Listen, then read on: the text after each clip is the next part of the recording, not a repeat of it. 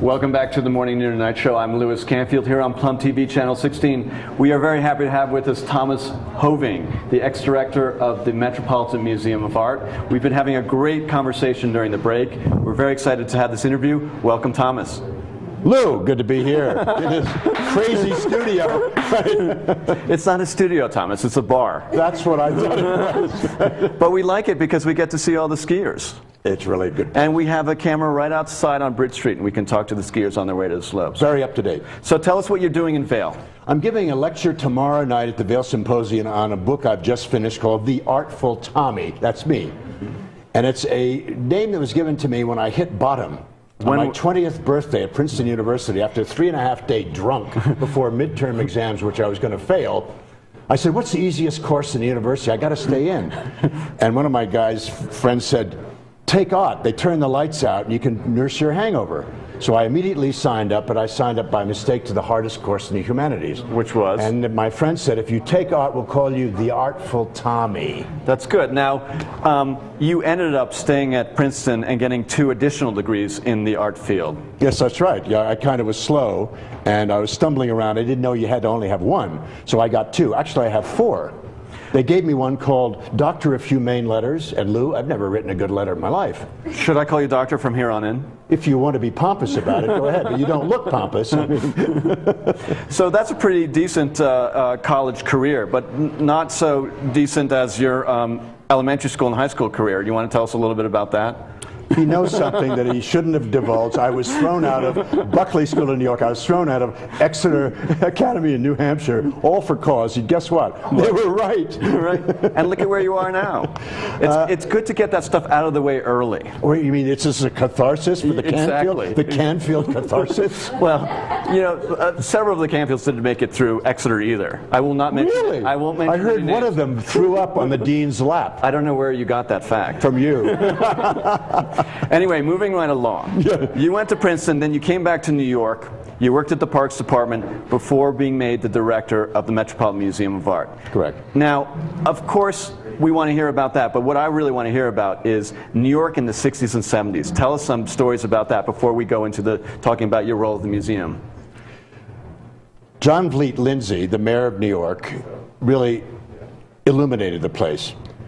And he also did something that no other mayor at that particular point did in the United States. Stop it from burning. There were very sharp racial upheavals in '67.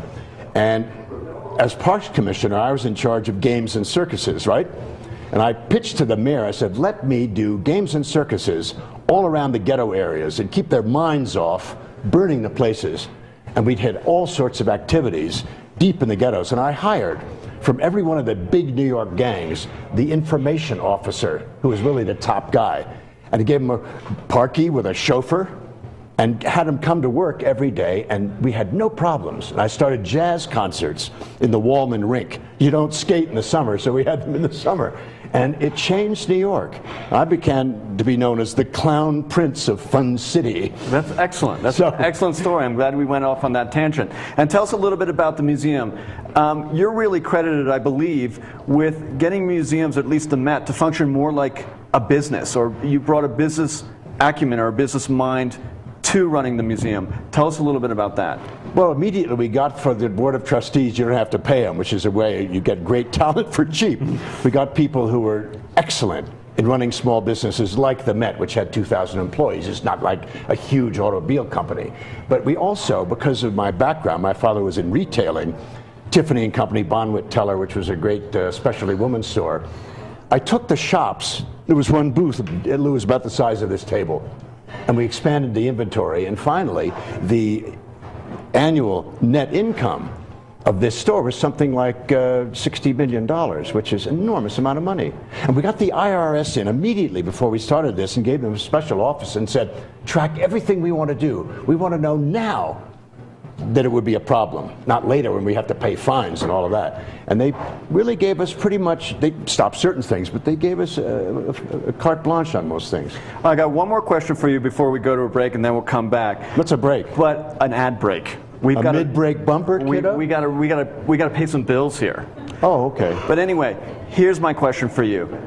In 100 years of America, we have built one of the greatest art collections in the world. Comment a little bit about public and private art collecting in America. And also, tell us what's happening to repatriating certain works that America acquired in the last 100 years and are now going back to their countries of origin. All this before the break, Lou, for Pete's sake. Keep it concise. America has something of everything because we had nothing of anything. And we had rich people in the 1890s who found it very fashionable to get art from other countries. And they began to have private collections, and they gave to the people. There was Andrew Carnegie and J.P. Morgan had this extraordinary inner feeling of spread it. And one of the greatest American collectors of all time, Paul Mellon, said, I am a communist when it comes to art. I collect the masterpieces and immediately give them to the people at the National Gallery in Washington and the Yale Academy that he helped to build. So ingrained in our democracy, it comes out of our Constitution, this feeling is everybody has to share it, which makes us utterly different from Europe, which is all museums government owned. Right. And in America, they're either public-private or private, but they are stewards for the people. It's the most democratic thing, one of the most democratic things we have in the country. Well, that's a perfect answer to the question. How would you know? I'm the expert. That's fine. We're going to be right back. I'm with Thomas Hoving. You're watching the Morning, Noon, and Night Show here on Plum TV.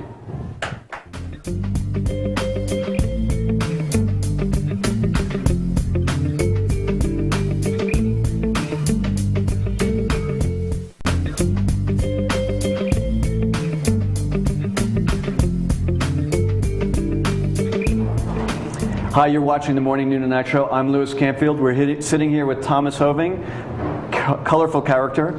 Thomas, tell us a little bit more about what's in the news, which is all these antiquities being returned to their country of origin. Comment on that. The focus of all of this story is the Getty Museum, the super rich $5.2 billion museum that's collected a huge number of antiquities. They've just opened a special museum for them. And Italy is asking for 56 pieces back, including the gorgeous Getty bronze, the athlete, and this huge statuette, this huge statue of a woman in drapery, 5th century BC. And I, because of peculiar events in my life, are deeply involved in each one and have been helping the people in Italy try to get them back. Now, this is not the Kronos. The Kronos is of Greek origin. The Kouros, it's called. Kouros, sorry. It's a boy like this. Yeah. It's a fake, and I was the first guy that pointed it out. So Greece doesn't want it back. Well, yeah, I asked them the other day. I said, you're asking for everything else, but they said it would pollute the rest of the things in our museum. I see. The guy actually said that. So I've been working quite deeply, because years ago, in 1988, just as the Getty was buying this enormous Aphrodite, this huge 5th century BC statue, the dealer in New York called me and said, they just canceled all the stuff I had out there on examination because they're buying this thing. But it was offered to me a year ago, and the man who was offering it to me for $1.5 million, the Getty bought it for 20, said, the good thing about it is it comes from Morgantina in Sicily, where I, Lou, used to dig. Really? Yes. So of all the axes you've said you've been a former everything in life. You were a former archaeologist. A former archaeologist. And the first discovery I found was a gorgeous necklace encased with mud, and we took the mud off. It was a bicycle chain. Really? The first bicycle chain in history. And 1898. And the Getty bought that for how many millions of dollars? No, we left it there in Sicily. All right, let's talk about your new book. It's called The Artful Tommy, and it's a story about the life of a former everything, right? Former drunk, former Marine, former everything, former correspondent for 2020. Gee, I wish I had time to tell you the story about how Roone Arledge, the great head of ABC, sent me to England to find out from Prince Charles's valet the size of the royal member. That's right. Well, we're going to have you back again.